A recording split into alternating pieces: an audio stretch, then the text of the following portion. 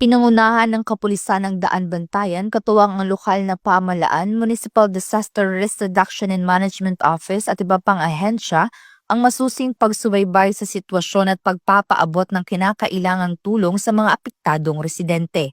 Patuloy ang mga otoridad at iba pang frontliners sa pagbibigay ng serbisyo upang matiyak ang kaligtasan at seguridad ng komunidad.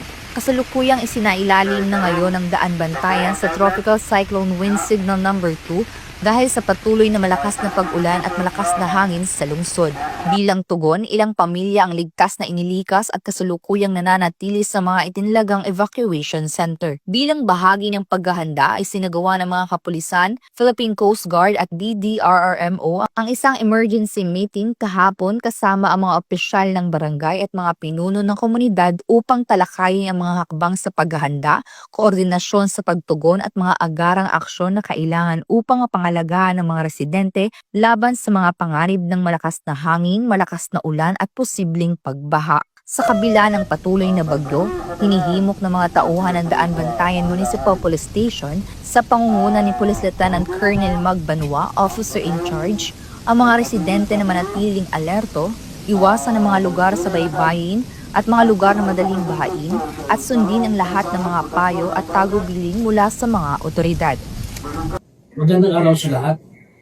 Ang Daan Bantayan ay nasa ilalim na ngayon ng Tropical Cyclone Wind No. 2 dahil sa malakas na ulan at hangin. Ilang pamilya ang ligtas ng nailikas at kasalukuyang nasa evacuation centers. Ang LGU, MDRRMO at PNP at iba pang ahensya ay patuloy na nagbabantay at nagbibigay ng tulong. Sa kabila ng bagyo, ang ating kapulisan at frontliners ay nanatiling naglilikod upang masiguro ang kaligtasan ng lahat. Pag-alalan mo sa lahat, manatiling nasa loob ng inyong tahanan o evacuation center. Panatiling nakacharge ang cellphone at flashlight. Ihanda ang emergency kit at siguraduhin ligtas ang itong pamilya. Iwasan ang baybayin at mga lugar na binabaha at lagi sumunod sa abiso ng mga otoridad. Sama-sama natin pangalagaan ang ating kaligtasan. Maraming salamat. Magtulungan tayo para malampasan ang hamon na ito at mapanatiling ligtas ang ating komunidad.